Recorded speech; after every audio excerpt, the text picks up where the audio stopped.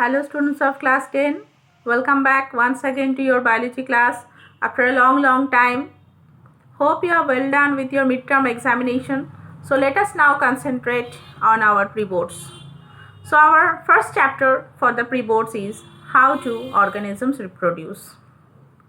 Reproduction, it is a process by which organisms produce new individuals to continue their race.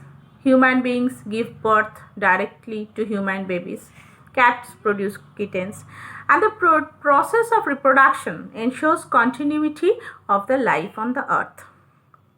Human beings reproduce and gives birth to babies. These babies grows and again they become adult, which reproduce again by giving birth to more babies. In this way, the continuity of the space or continuity of the race is maintained by every living organism, including the human beings and the animals. On the basis of different modes of reproduction and the presence or absence of gametes, reproduction is classified into two types. One is asexual reproduction, another is the sexual reproduction. You all know this. What is asexual reproduction? The process or the production of offspring by a single parent without the formation of gametes is called the asexual reproduction. Why it is called asexual? Because no sex cells are involved here for reproduction for reproducing of new organism. And during asexual reproduction, a part of the parent organism separates off and grows into a new organism.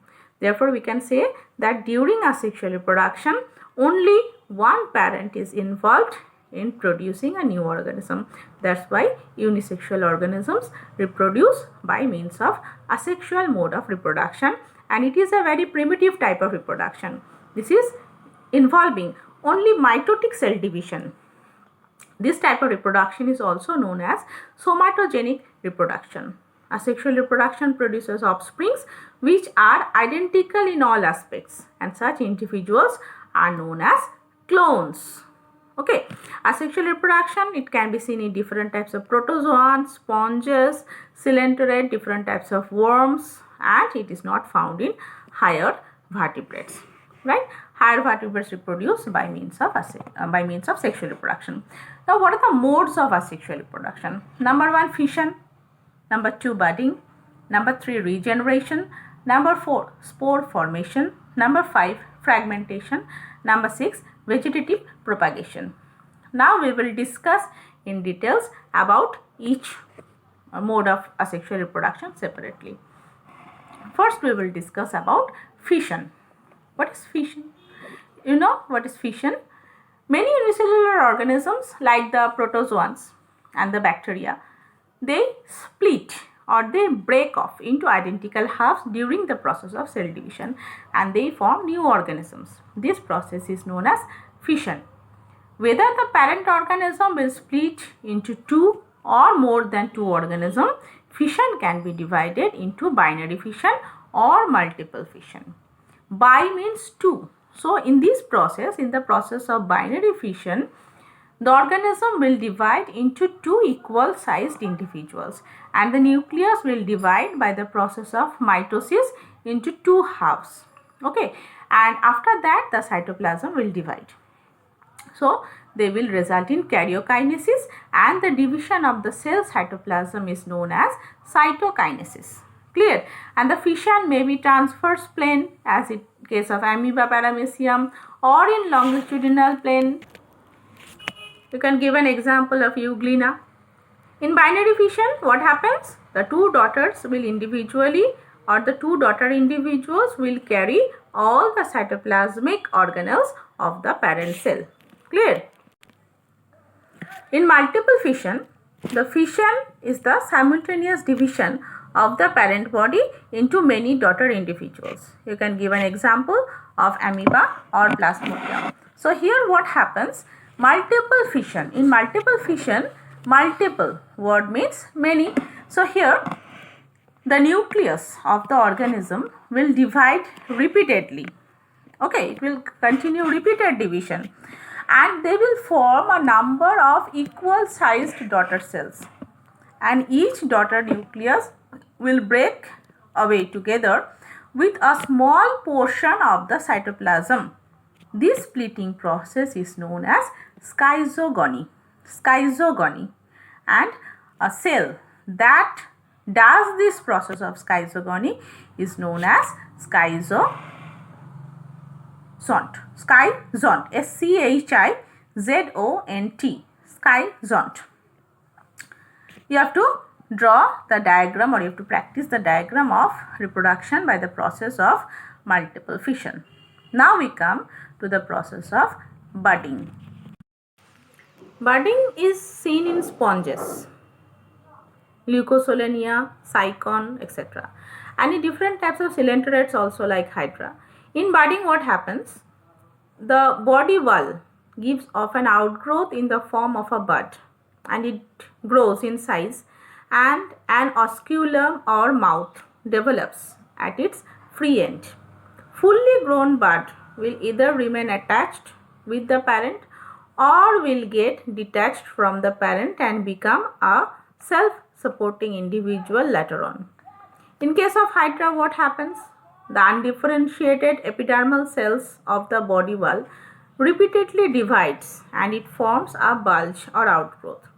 And these cells, they differentiate into appropriate structures, its body wall as well as cavities attached to the parent.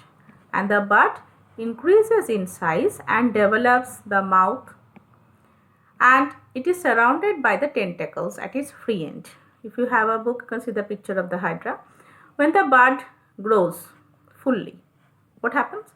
It detaches itself from the parent body and gradually becomes an adult. Budding also is the characteristic of the yeast cell. Okay, you can give an example of yeast cell also. And different filamentous different flatworms and several annelid groups are also performing this process of budding. Now we come to regeneration. Sometimes what happens? An organism may be broken into two or more pieces, or sometimes one pieces extra. From one piece it breaks out into two or more, each of which will grow into another new individual. And this ability is found in various kinds of invertebrates and vertebrates also. Regeneration, what is that? It is the ability of an organism to replace its damaged or lost body parts. Okay, in the case of invertebrates, what happens? The regeneration is seen in Hydra, Planaria. You can give an example of earthworm, starfish. If a Hydra is cut into two or more pieces, each body piece will form another new Hydra.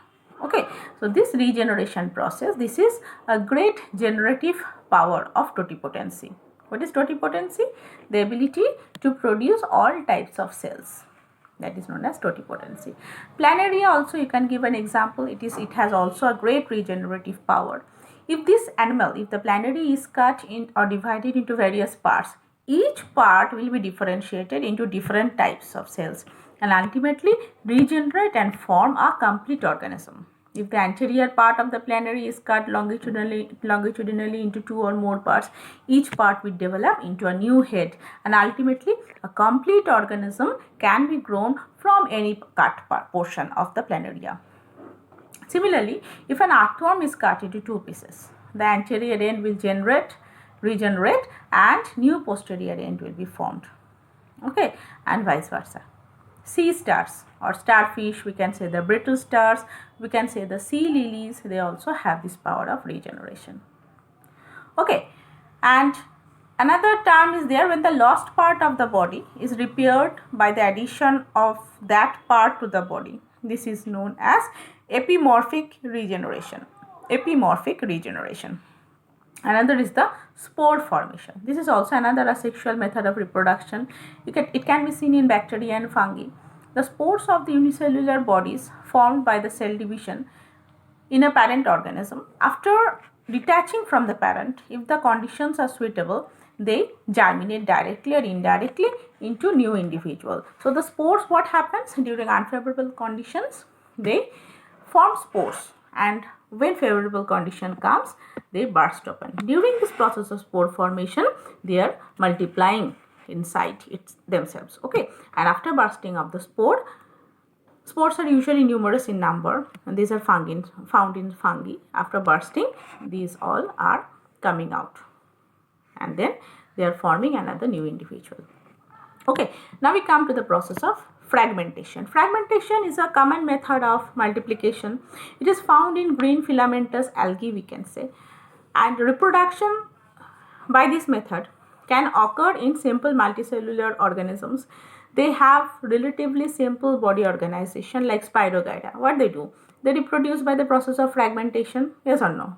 You know it. And the body of the organism, they mature and then they simply break up into smaller pieces or fragments, and these pieces or fragments can grow into new individual.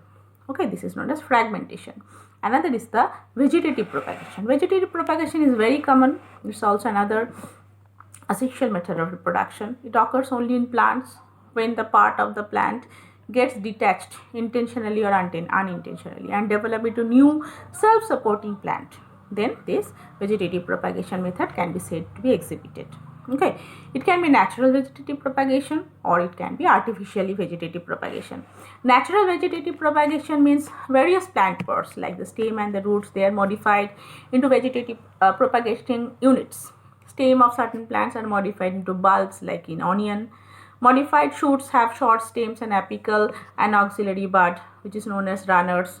Then corn, offshoot, tuber, these are the examples. Okay, the root tubers of sweet potato, asparagus, dahlia, they have the plantlets along the leaf margins. Okay, and when they are grown in the soil, from there the new plant develops.